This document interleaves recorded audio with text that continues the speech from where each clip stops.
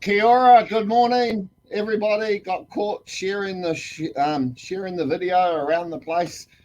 It's the 28th of February, 2023, and Super Rugby has begun. Major League Rugby has begun. Super Rugby All Picky has begun, and the New Zealand Sevens team are back in the champions circle. Good morning, Geoff. How are we today? Kia ora, mate. How are you? Good to be here again, mate. It's an awesome weekend of footy and got another awesome weekend coming up too. So looking forward to it finally kicking off because we haven't had a summer, so we might as well move straight into winter. Yeah, well, thoughts today go out to everyone in Gisborne and Poverty Bay. Another downpour of rain overnight and a bit of flooding. So, did hear the areas it was being affected by, and I know I've got some whānau living in those areas. So, if they are watching me this morning, I hope you're all okay and you haven't been flooded out. So, yeah, it's just crazy. The whole. Oh yeah, I mean, doesn't summer finish this week? So at least we've still got 2 or 3 days to go. No, it finishes today. Isn't it March the 1st meant to be autumn? Mate, it finished for me on January the 3rd when that first cyclone came in up north, and it's been absolute shit since then. So this isn't a politically correct show, so I can say that. So no, it's been terrible, mate. And yeah, thoughts and hearts go out to all those people affected, certainly in the Hawke's Bay. Seems to be the worst hit region. Yeah, true, true. And I will just throw it in there that Wellington's had wonderful weather. So And an earthquake. we've been in the eye of the storm, I think. And but yeah, no, I've got to go to Wairarapa tomorrow, and even they've been smashed a bit around. So Tainui School over in the Wairarapa, shout out to them. They lost all of their sporting equipment. It got washed down the river. So if you want to help out a little community in the Wairarapa, they would love some rugby balls and sporting equipment donated. So, yeah. So just go to the Wairarapa Bush Facebook page for more information there. But otherwise, I suppose we better jump into it. And I suppose the big one for me to suppose I should really, how can I put it, say is if I open up this into a big screen, let's just get this done out of the way. How do I share my screen? Here it is. Oh, they've changed the settings. So we'll just share the screen. So we're doing our rugby competition. Just get it out of the way. And who's on top of the bloody table but Mr. Geoff Alley, or known as Cat. So The alley cat. the alley cat. So you're in front on point differential. Um, I'm not too sure exactly how they work out their scoring system. I think it's a bit of Looks like alphabetical order, to be fair. I mean, yeah, I mean, three of us 9.25, and I'm assuming that I'm there purely in alphabetical order. But look, I'm going to take that because it gives me a little bit of credibility when we start doing all our picks. So, yeah. mate, I'll take that any day. So I'll scroll down to where I am, and I'm down there in 81st place. Now, one game could have had me up higher. I had Moana Pacifica to take on the Drua, and I was sitting there watching the game going, yes, I've got this, I've got this, I've got this. Shit. And so that would have pumped me up the table at least into the top 50. So, yeah, well done on week one. Well done on earning the yellow cap. But to everyone else, if you still want to join in, you can still join in because, hey, you can still overtake me in the whole Mate, it's a competition. marathon, not a sprint. How long's the season? So I'll take that first round, and chances of me being there at the last round are minimal to none.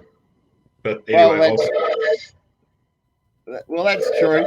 So in the comments, I'm going to put in the link there if you want to come and join our little comp that we're running over the Super Rugby season.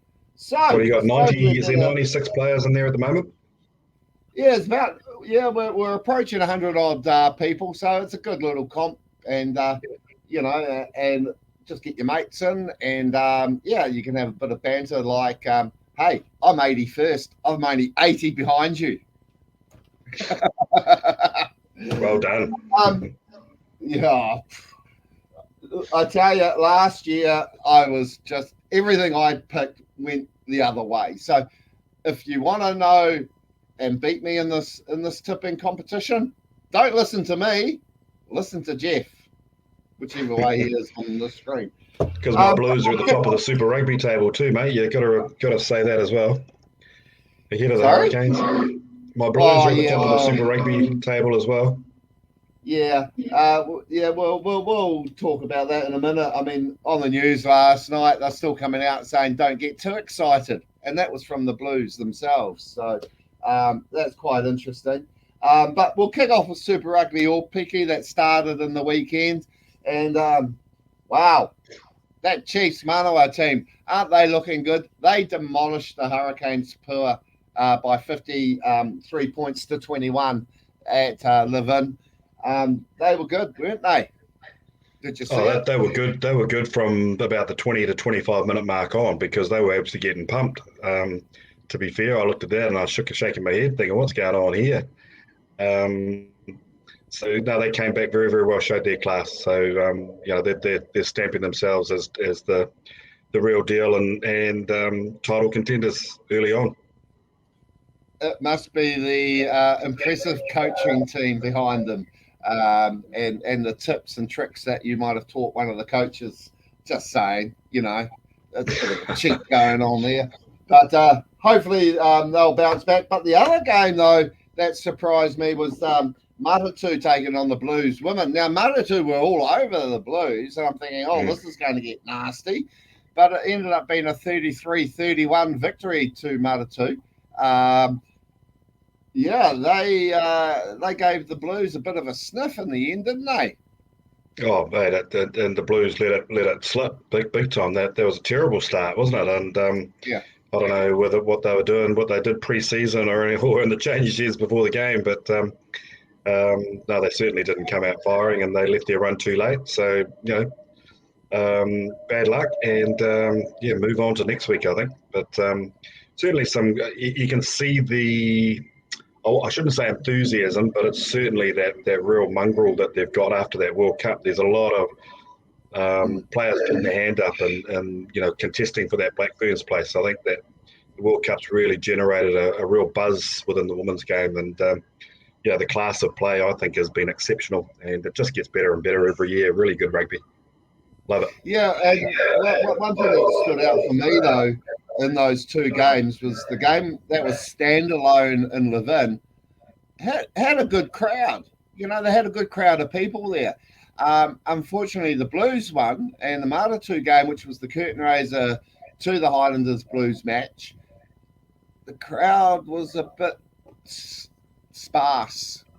Yeah, So, I mean, the woman's got it's like they're becoming their own separate entity, and they've got their own separate supporters, people who prefer to go and watch the woman now. And obviously the female or the woman fan base, but the type of rugby they play it's like first 15. They're just off with the shackles. They have a crack. They offload, and so it's not as intense and compact and structured as the men's game is. And look, I think obviously as the game evolves, the woman will start moving towards that model. But at the moment, it's just free flowing. It's just real. There's a lot of flair there, and it's really, really good to watch. Yeah, well, because Super Rugby Round 2 is having Super Round in Melbourne, the hub of rugby union in the South Pacific. God, I like the concept, but change it up every year, not the same place every year. Means that the Blues and the who are playing the Chiefs this weekend on Saturday at 2:00 are going to be in your neck of the woods at Albany Stadium at North Harbour there. And then the Maratu taking on Hurricanes Pua at Christchurch. So There's no clashing going on there. So the Maratu game's on at 4:45, and the Blues game's on at 2:00. Are you going to get down to your local ground and cheer on the Chiefs?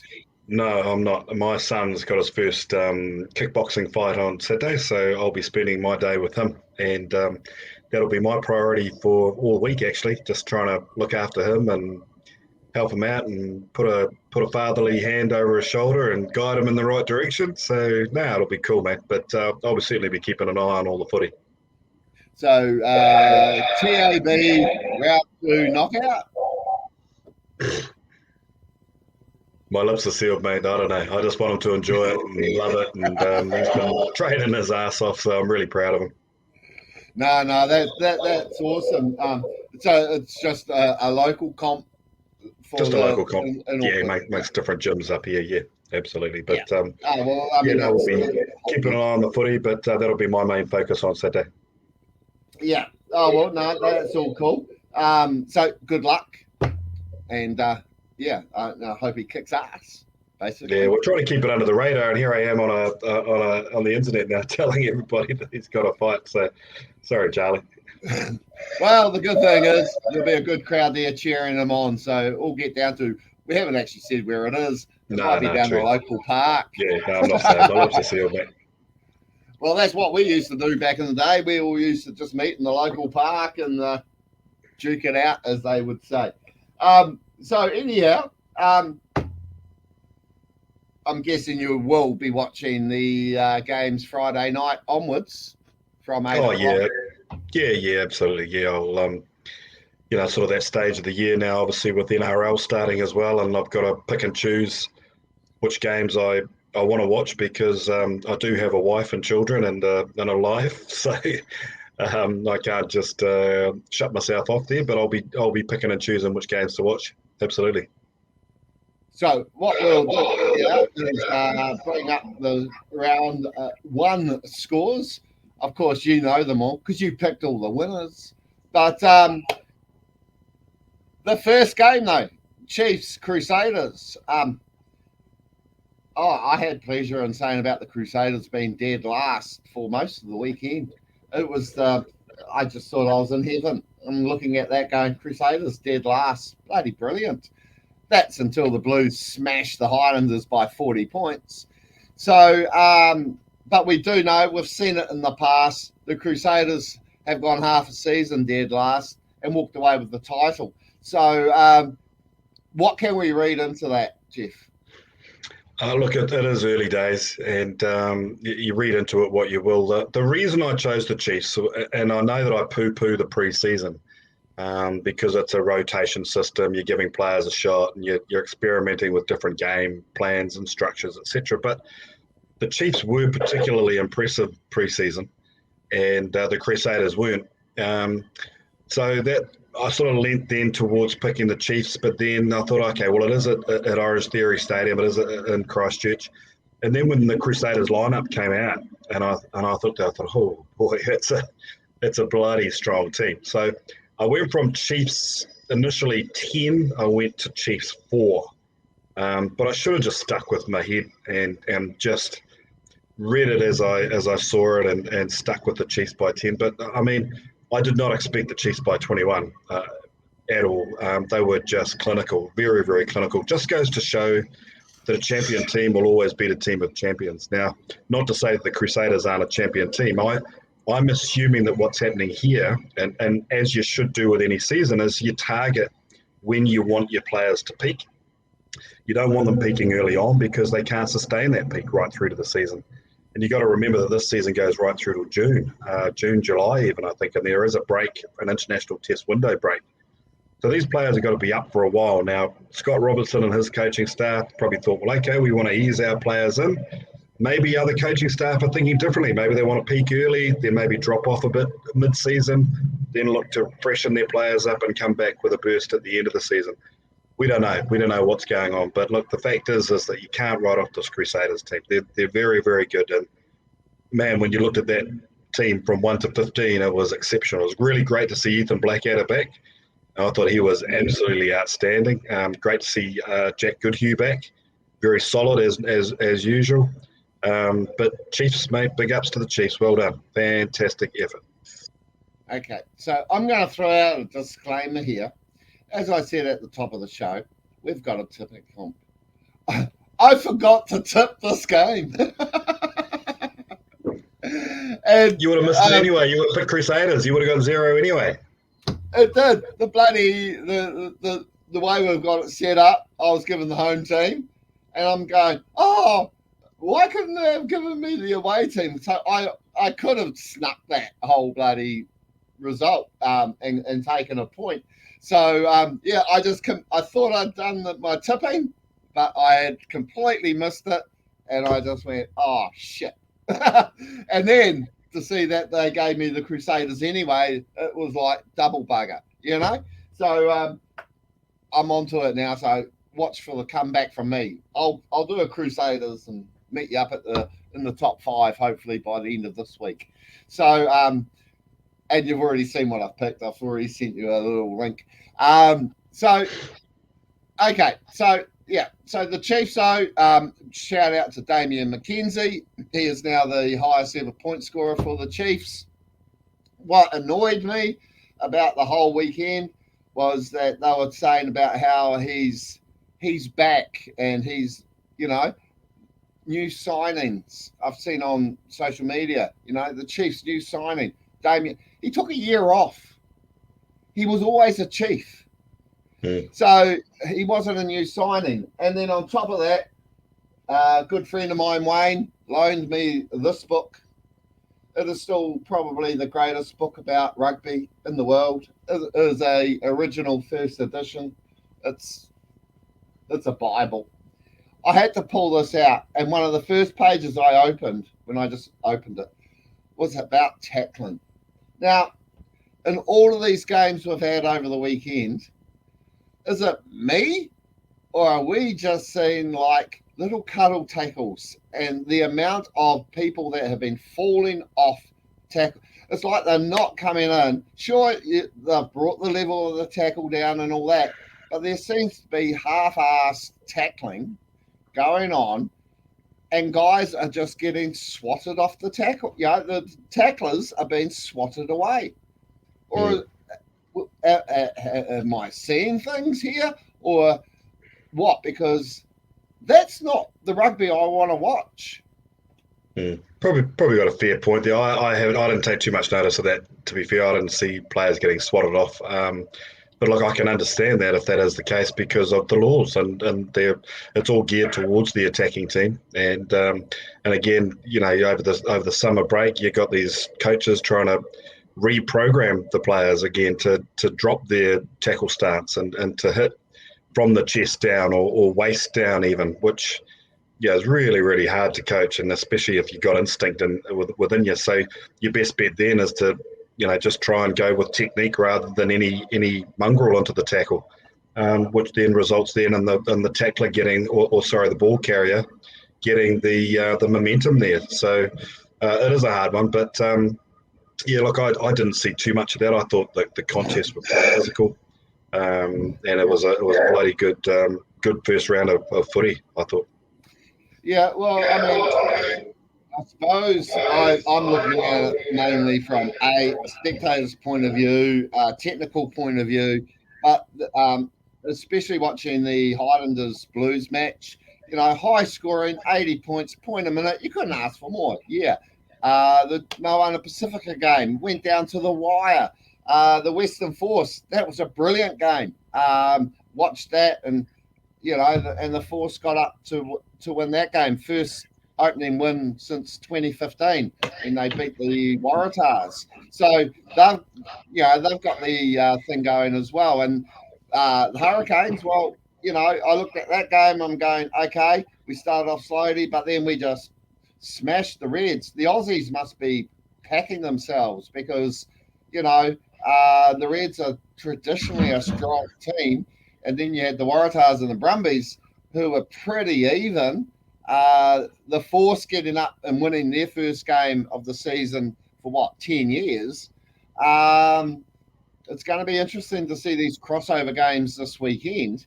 But what I did also notice was because the game was moving so fast, a lot of the guys weren't expecting the pass. The amount of drop ball was outrageous. Yeah, early season. Again, maybe we're watching completely different games. I didn't see a lot of that. I was really impressed overall with the speed and the accuracy, and the aggression. I thought it was a really good opening round. And just back to our viewer, hi from Kia ora to my Caddy listener. Thanks for popping in. I think that could be Mr. Marcus Howie, actually, Okay, awesome. from AFN. I was really impressed in early stages, mate. So I think all the teams will ease into it. This weekend, as you said, it'll be a real sort of an eye opener as to where these teams are. I mean, the Blues are playing the Brumbies, and I'm not prepared to put money on the Blues. I just, they're over there, and the Brumbies have always been very, very good. So it'll be a really this is going to be a look and see round, I think, and a real sorting round. We'll get an idea of who's the real deal and who's not. Well, yeah, I mean, it kicks off with the Crusaders and the Highlanders. All the games are on at Amy Park in Melbourne, 8 o'clock Friday night. And yeah, I mean, the Highlanders, I mean, I am going Highlanders because I've got orange and gold in my blood. So, and I only picked the Crusaders last week on our show because of my affiliation with West Coast and Buller. And they still would have lost. They still lost anyway. But the Highlanders do have a lot to work on to come back from a 40-point drubbing, do they not? Oh, mate, that's an understatement. That's a real understatement. Are you taking the Highlanders this weekend in your picks? Yes. Oh, mate, you're a mug. You're an absolute mug.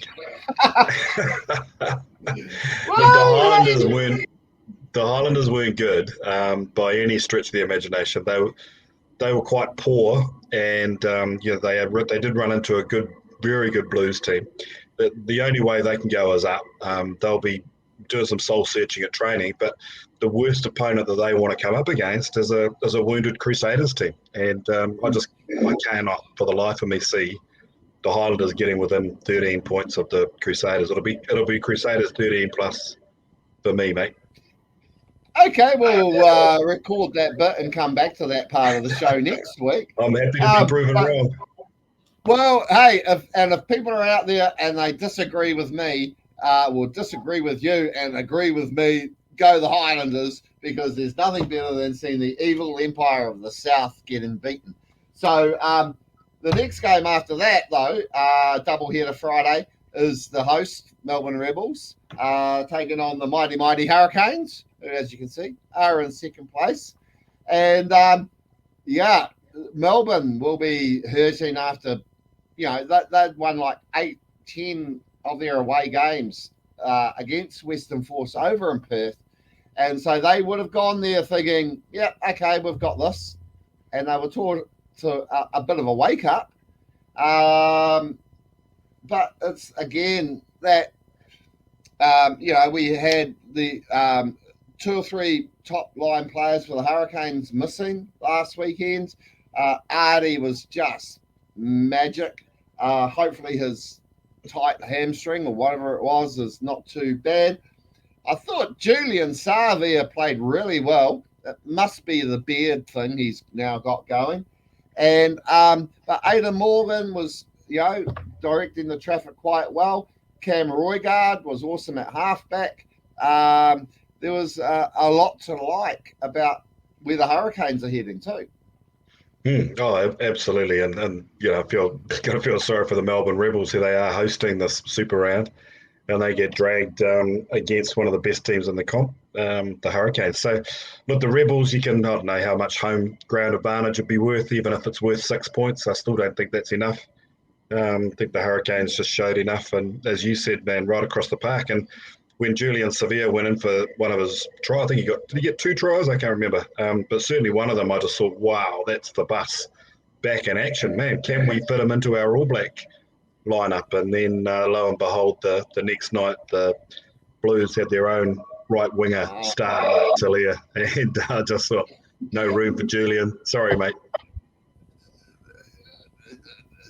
No, I'm sorry, but Admit it. Talia Admit it, mate. Mark Talia is the best 14 in the country. Yeah. Say it, Rab. And he Say played it. in the game that won by. No, I won't. He played in the game that they won by 40 points against inferior opposition. So that's not his only outstanding game, but come on, mate. He's been outstanding for about 3 or 4 years. Oh, okay, we'll come across. We'll follow that discussion throughout the season because that's like saying who's going to be the next All Black coach. We don't know. Well, it's funny, it sort of leads into what we were talking about before with Damian McKenzie, and it's interesting because I was watching that game with my son, and I said I really rate Damian McKenzie, and he was sort of like, oh, I don't know, and so we sort of okay, well, can he make the All Blacks? And we both agreed that there's not really a space for him in the All Blacks. If you look at Mo'unga and Barrett covering 10. You can throw in maybe a Stephen Perifetta there or a Damian McKenzie, but then you got a Will Jordan covering fullback. You got Geordie Barrett that can cover fullback. So then you're thinking, okay, where does Damian McKenzie fit into the mold? Is he just going to be a backup third number 10 and a backup third fullback? I mean, so where does he fit? And, if you really look at the talent we have, with your Talias, your Caleb Clarks, your Rico Ioane that can also play at the back as well. Man, we're pretty stacked. So, and RTS, you got to throw RTS in the mix. Does he cover 12 and are they going to play him on the wing? Can you use him then as a utility? So where does Damian McKenzie fit into that mix? And then you've completely forgot Ruben Love with the Hurricanes. Sure, he didn't play last weekend because he's injured, but he's looking at a breakout year this year as well. So, there is a lot. And just because people have said do have comments, love the Landers, but they were downright horrible. Okay, well, and if this is Marcus, go the Highlanders. But then he comes back and then he agrees with you. Well, again, of course.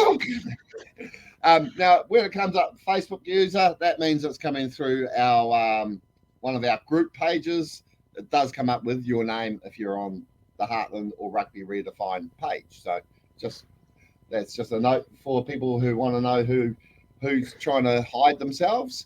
With Ruben Love, do you think that he'll own that 15 with Josh Morby there? I really, really like. I said this last year about Josh Morby. I really rate him, and he played very, very well too at the weekend. So and again, the interesting mix there for the Hurricanes is Morby, Ruben Love, and Aidan Morgan. Sport for riches there again too. Well, we are, and if you noticed on the bench for the Hurricanes in the weekend, we had one Harry Godfrey from Hawke's Bay, but actually out of Wanganui, sitting on the bench there as a cover. New Zealand under-19s at the championships last year. A big talent coming through, young kid, and so if he gets a chance to, good goal kicker. So that's a name to keep an eye out for the future as well. Now applying his trade with Hawke's Bay, so keep that one in mind. So this one's saying there's a lot of young talent. They're all going on about everyone leaving at the end of this World Cup, and there is still a lot of young talents now putting up their hands and saying, "Well, I'm ready." So I think we'll be right. What else have we got anyway? Again, on Saturday, we weren't going to talk about the All Blacks, but hey, it all comes around, doesn't it? Pacific are taking on the Chiefs, and that is on at 7 o'clock on Saturday night, New Zealand time. And just quickly, my Facebook user has said is 12 months away from an All Black jersey. So they're saying, he will have a great year, won't go to the World Cup, but he'll be one of the replacements next year. So yeah, I'd have to agree with that too. I think while he's a bloody good player, World Cup year, we'll just stick with the tried and true. I think, and rather than blooding, we don't really need to, as we said. With look at the talent we've got, but he's definitely All Black material. Whether it is this year or next, I think he'll get there. Yeah. So Pacifica Chiefs. Chiefs. Move on. Yeah, Chiefs, easy. yeah, by 30. I Oh, mean, yeah. I don't know. I But mean, yeah, Chiefs. well, Pacifica have never ever got close to the Chiefs. Pre-season games, the whole Mm. shebang. So, It's yep, like they own them. Yeah, big time. yeah, big time. Fiji Drua Waratahs on at 9:35 Saturday night. I'm going to stick with the Fiji Drua.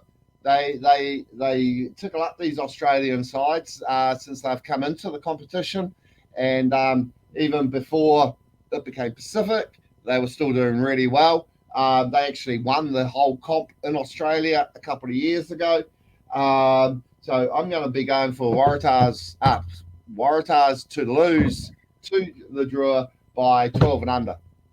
Yeah, I'd agree with you. And very rarely do I agree with you, Rabs, but I'm going to agree with this. Could be the match of the round. The way that Drua Pacifica game was awesome, and the Drua,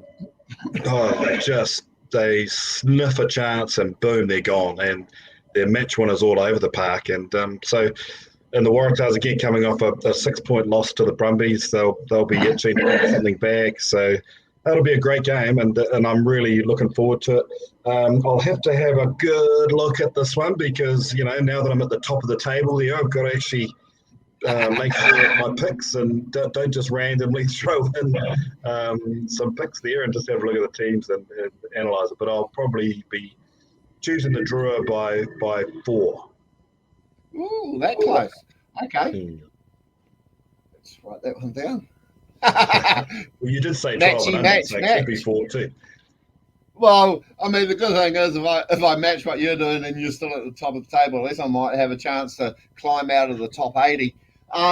So Sunday then another double round. So all, 2 games every day: Friday, Saturday, Sunday. Early start there at 4 o'clock. The Blues and the Brumbies before the 6 o'clock news here in New Zealand. So yeah, Blues Brumbies a draw. Oh, you can't have draws anymore, can you? Yeah, I don't think it'll be a draw. Yeah, as I said, this is a little bit of a thorny one for the Blues. I don't think it's going to be as easy. Yeah, if you look at the first week, I think the Brumbies are. You've got to give them a bit of credit, show them a bit of respect, and be a good test for the Blues. And I'm Blues, through and through. But I've got enough now to give the Brumbies a bit of respect. So it'll be a tough one. I think the Blues. I'm hoping 13 plus. I'm thinking, yeah, maybe go 12 and under just to be safe. Okay, well, I'll say the Blues by 1. Depends on the Yeah, I'll lineup, just whether say they the make any Blues by changes and 1. whether they keep that same 15 or whether they try and mix and match and rotate. I mean, I hate using that word rotate and I know. the World Cup year, It Western is rotation, ridiculous. Yeah, conditioning. and then the last game 6:30 New Zealand time. We have the Force taking on the Reds. Both teams travelling. The Force got to travel a little bit further, but their win last week, I think, will really buoy them up. Thinking, hey, you know. So with them up against the Reds, and the Reds really painfully hurting from the Hurricanes defeat, I'm going to lean towards the Western Force. Yeah, once again, I might agree with you there. The Reds, they competed for a while there, didn't they? And it sort of became a bit of a contest, but it was sort of seemed like every collision, every ruck, the Hurricanes were just that little bit better. They're faster, they're more clinical, and it just showed the Reds started falling off, and then the points started mounting, and they're just game over. So we'll see if they can bounce back, the Reds. But yeah, as you said, I think momentum with the force. I think we'll probably go there. See, it'll be tough. It'll be a tight one. I think it could be either way, but I'll be choosing the force. Yeah, true. And to end the talk on Super Rugby, how have you found the officiating from round 1 this so far? Yeah, I thought it was really good, and it was interesting because we were going to get Josh Sims on, and I wanted to sort of see his thoughts on the refereeing and the Major League Rugby, because what I saw in Major League Rugby was it felt as though they refereed to a lower level because the players maybe or the spectators maybe didn't understand the rules. I have no idea, but certainly at Super Rugby there were a couple of cynical fouls that they got yellow cards for, but and which should have been. Whereas in Major League Rugby you'd see the cynical and you just get the penalty, and that should have been 10 minutes in the bin. So you've got to, as I said, it shouldn't really matter what competition you're playing. If it's a cynical foul, if they're entering deliberately from the side to stop the ruck or to stop the ball being played, then it's a cynical foul. It's 10 minutes in the bin. Get out of here. I thought the officiating, they were pretty strong. It was pretty good, pretty consistent. So, overall, they get a pass mark. Yeah, I suppose my only argument would have been there was quite a lot of, I think it was in the Hurricanes game, a lot of advantage going on in that 5 metre mark, and the referee kept on going advantage, penalty, advantage, penalty, advantage. Sure, he gave a penalty try in that first half, but in that second half, it was just like, okay, when are you actually going to pull out the card? And he finally pulled out a card. But it was just like, well, the biggest problem I have with Super Rugby is you can put your house on a penalty in that 5 metre mark,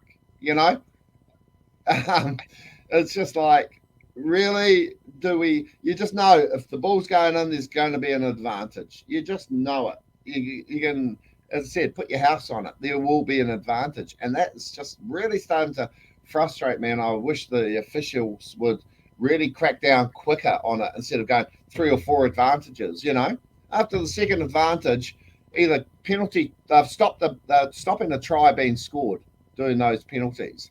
And that's either side. So it could have been Hurricane. I mean, every team is doing the same stuff.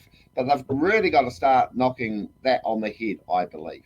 Now, maybe we get a Super Rugby referee on next weekend or a couple of weeks, and we'll get him in, we'll grill him, and then we'll ask him some questions. We will do that. I will put the feelers out. Now, I mentioned earlier that our mystery Facebook user might have been one Marcus Howie. Well, this confirms it's Marcus Howie, coach of the Catty Stags. So this is him saying that at the Stag Yard this Saturday.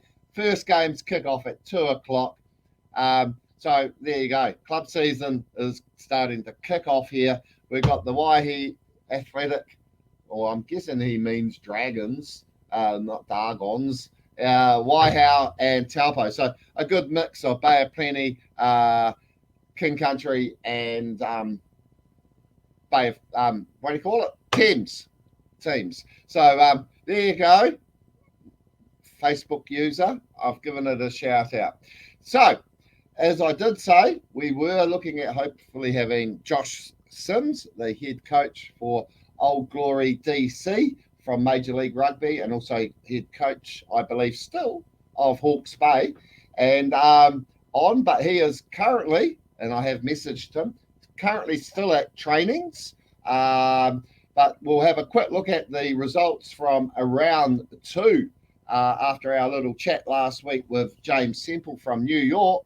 And New York did get up and dealt to Toronto to give James his first win as a Major League coach for New York, 39 points to 3. Yeah, congrats, Sebs, big Sebs. Well done, mate. That was a great game. Watched it on my laptop 9 a.m. Monday morning from my clinic, and it was a really good game. I just really impressed with the standard of that Major League Rugby. The big concern for me is their fields. The markings on the field that must confuse the players. There's no real clear halfway 25-metre sideline. There's markings for Africa on there. I don't know what's going on there. So they're obviously sharing fields with other teams. But look, that's my only gripe. And possibly, as I said, the refereeing probably needs to be a bit clearer and a bit more forceful around those cynical fouls. Apart from that, the speed of the ruck, the ball skills, the way they use the width, everything very, very good. And New York looked the goods. They looked really, really good. And interesting to see too that the team they lost to last week has gone and had another win. So Seattle 2 from 2. And New England was the big surprise there. I picked New England, the Free Jacks, to be title contenders, and they got absolutely smoked yesterday, didn't they, by the Legion? So well done there, San Diego. Yeah, well, the one Manu is with San Diego, so I did pick that in my tips because Nardi Pro number 1213. Had the pleasure of giving him that number for his cap number. So very appropriate as well for being a world-class centre to have the two centre numbers as his cap number. I thought that was quite ironic. But yeah, the one that got me though was Utah and Dallas. Now Dallas have, since they've showed up, been perennial easy beats. And Utah really had to fight to beat Dallas by 33-25. And then Houston taking on New Orleans. Veroniki Tikasoloma. Hopefully I've pronounced his name correctly. Apologies if I haven't. Ex-Wanganui, Taranaki, Highlander, playing for Houston. Did not see that one. Didn't even know he was over there. And I am friends with him on Facebook, so I should take more look at what's on my Facebook feed sometimes. But he made every post the winner, getting his win with Houston. So it is a interesting comp. And the thing is, as I said, we were looking at getting Josh on. We may have him on later in a recorded show that we'll bring to you guys later after they've been to training, and I'll be interviewing him about how they're going, because one thing that I have noticed is, as you'll see here, they're in second place in the Eastern Conference, DC, is that they played last week, they had the win, and then they had a bye. And as you've pointed out, Chicago also had a bye. So why they couldn't have played against each other, just the way the draw goes, I suppose. But New York, after their first round loss, on point differential, the big win has them up on the top of the ladder. Yeah, I mean, the whole buy thing, it just, I mean, if I was Josh and head coach there, I wouldn't be wanting to buy a second week of the comp, especially after an opening win. You just want that momentum. So if they've got the even numbers of teams, there's no need for a buy, or you have a buy week with all teams. And it might be that it coincides with an all-star game or something or other. I don't know. Again, competition is ruined by fishheads sitting around a boardroom thinking, how do we stuff a really good competition up? It just doesn't make sense to me. Maybe there's another reason. Maybe someone from the US or Major League Rugby can explain to me why you have a bye in the second week of your competition, and if you do have a bye, well, as I said, you make it 6 or 8 weeks into the comp, and every team has a bye, and you work towards that, and you rest your injured players, you freshen up, and then come back. It doesn't make sense to me, mate. This ruins a really good comp. Well, yeah, considering also you've got 6 teams in the West, you've got 6 teams. It's not like there's 7 teams in the West, or 7. You've got an even amount of games there. So, I mean, actually, I'm a bit unsure. I'll just have to quickly pull that up of what the games are this week in Major League, and so people know what we're talking about. So this weekend we've got Dallas playing Seattle, and that's going to be a win all day, every day for Seattle. And the reason I brought that up is that the last game on Monday, 9 o'clock New Zealand time, is and there's actually New York is also playing Old Glory, and that's what we're hoping to get Josh's thoughts on, especially after having James on last week. Is that Houston are playing San Diego, and as you can see here in the Western Conference, both unbeaten. That could be maybe the match of the round. Oh, it should be early on, shouldn't it? Two unbeaten teams and 2 very impressive teams, so should be match of the round. Having said that, I mean, Old Glory, they're unbeaten technically, 1 win, and then New York coming off a big win as well, so that'll be a biggie. Yeah. So the other matches are Rugby Atlanta are taking on New Orleans Gold or NOLA Gold. And, of course, we see Chicago Hounds hosting the Utah Warriors on Monday morning at 8 o'clock. So It's interesting. We've got two games, the New York and the Houston game, though, on both at 9 o'clock.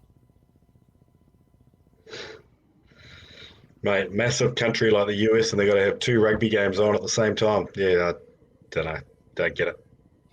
I know someone's not. Oh, how can I put it? It's just yeah. I mean, it's just ridiculous. I mean, especially when you look forward. As I said, we've got these games on this week on the left, and then we've got next week's games. So, Old Glory, if they can get up, they've got a tough away game the following week to New York and to New England, and but New York may have the better away trip to New Orleans, as we mentioned last week. They have like a couple of home games first, then they're away, and then they're at home again for a couple of weeks. So it's going to be an interesting. How can I say it? Next 2 weeks, I think we'll see a lot of movement. Keep an eye on Rugby Atlanta. I thought them going down by only 4 to Seattle was impressive. But teams like Toronto and Dallas, pretty much they're making up the numbers for the rest of the season, unfortunately. So, what else do we have to chat about? Oh, that's right. Six Nations. Yeah, that little competition in the north that South Africa keep on crying about they want to join. So Ireland, big game coming up in a couple of weeks. They take another week off, so that's probably why I didn't really want to get into it. But Ireland got up with the win over Italy, like we thought. England, though, 20 points to 10 over the Welsh. They would have maybe been looking for a bigger victory because they left it late to score the winning try, to secure the match. I think they got it was 15-10, 74 minutes, and then they got that last try out wide. Should England not have beaten Wales by more? No.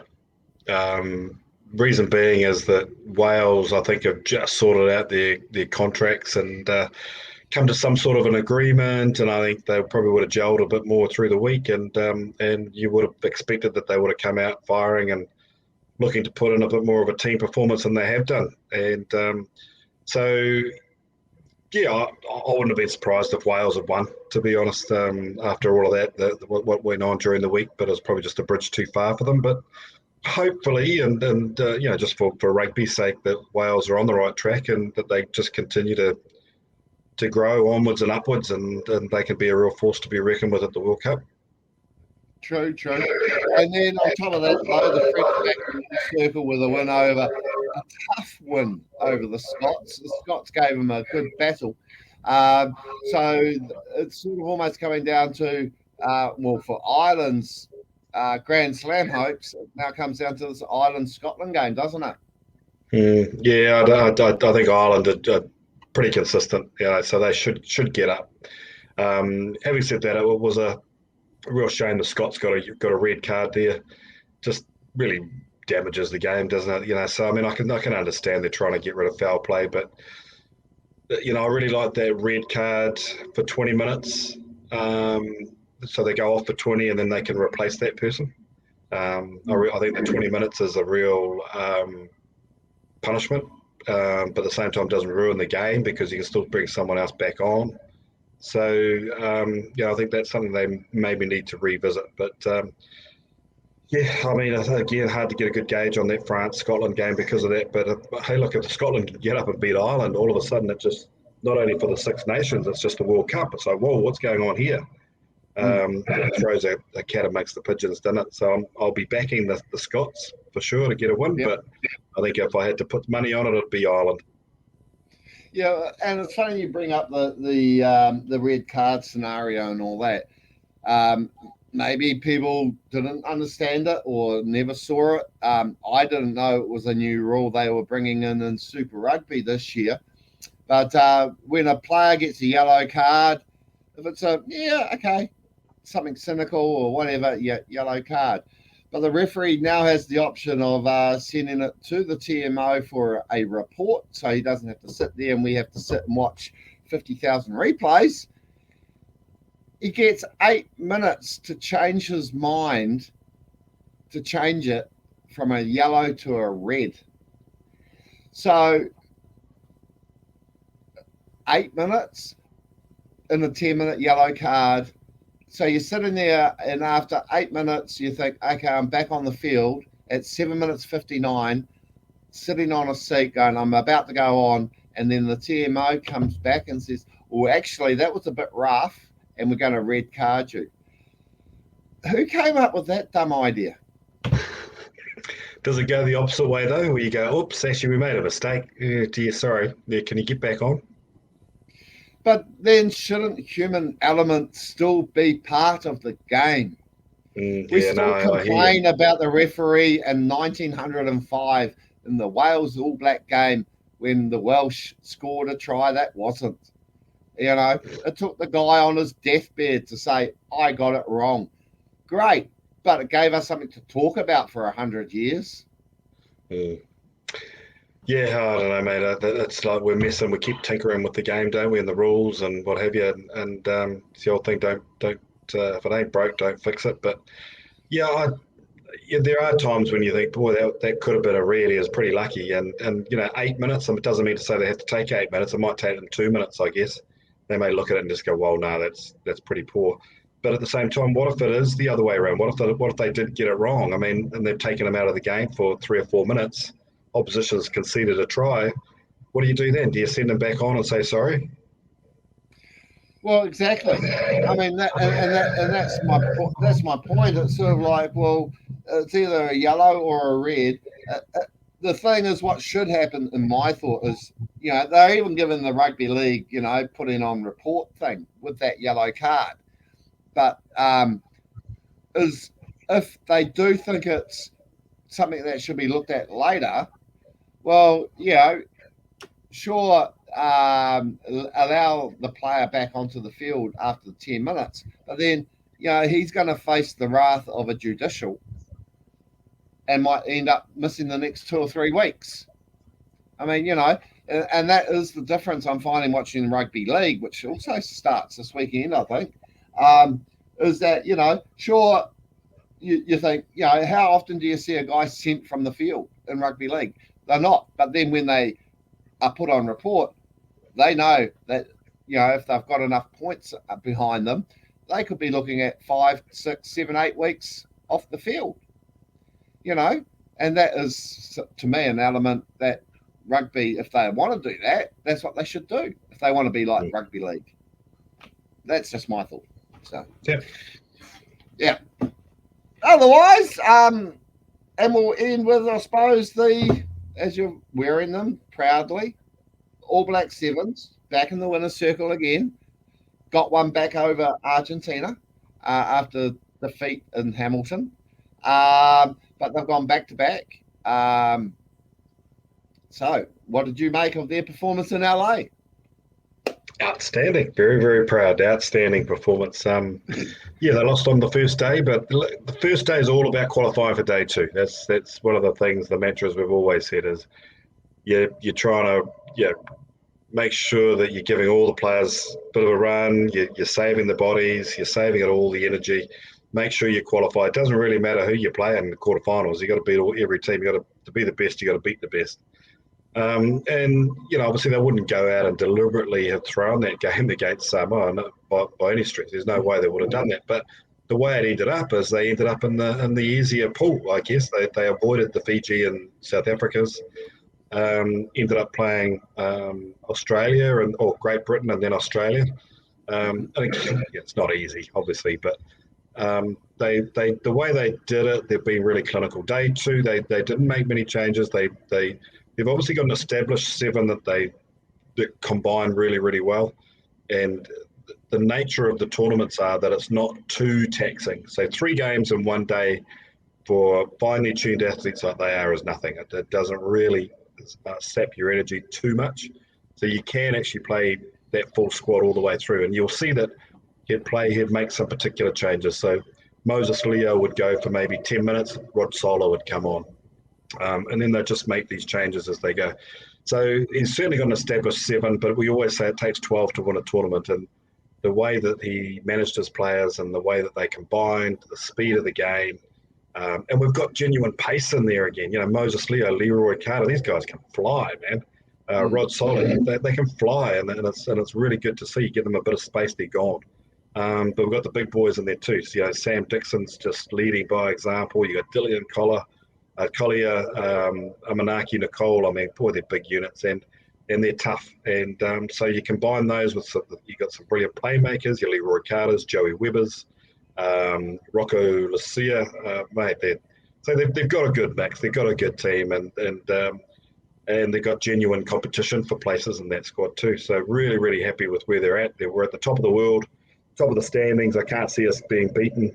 We'll be world champions again this year, and we're up where we belong. And credit to Clark Laidlaw and that coaching staff, and credit to all the boys. Really, really proud, really happy with that. Yeah, and wow, we have to say, what's happened to the Springboks?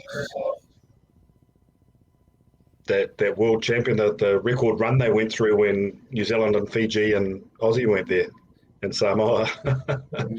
Sorry to all our Bok fans, but we did have to have a bit of a laugh around the Clayton's world record there. But COVID hit, and all of a sudden some countries could play and other countries couldn't. Geez, how's that jar? How's that $5 jar go, mate? It must be overflowing by now. Oh, definitely, yeah. No, I've got the single malt whiskies now rolling into the house, so that's really good. I'm enjoying every moment of that. So yeah, I mean, Argentina been going great. I thought Chile played okay as the invitational team. Great Britain starting to make some waves, but that top 4, Fiji getting beaten. They're having a bit of a horror year. But the thing is, if these teams are still in the quarterfinals, they might just sneak into that top 4, which I find an interesting number for them to do the automatic qualifying for the Olympics, because wouldn't you? Normally, the top 8 are the teams that are consistently making the cup quarterfinals. So why they couldn't have gone the 8 and then have some sort of competition for the other 12 teams or whatever it is, to fight out those last 4 spots doesn't make sense again to me. So, yeah. But otherwise, that's about it for another week. As I said, hopefully I get to have a chat with Josh Sims later this morning or this afternoon, New Zealand time. So if we do get that chat with Josh, we will post it up on here later this evening so everyone can have a listen to that. If you have any questions, just drop us a message on Messenger and we'll see if we can ask Josh a few questions from the fans. Otherwise, that's about it. Cool. Awesome. Good work, mate. And we'll catch you 10 a.m. next Tuesday, perhaps. Yeah. All Good luck for your righty. picks this week. Hopefully you go from 81 to maybe at least 77 or something like that. Well, I'm looking at the top 60. So, we'll see what happens. So, Good on you. So we'll end the show now and we'll catch us all again next Tuesday at 10 o'clock. And I'll get you to stay on the line for a tick and catch us all later. Bye. Ka kite.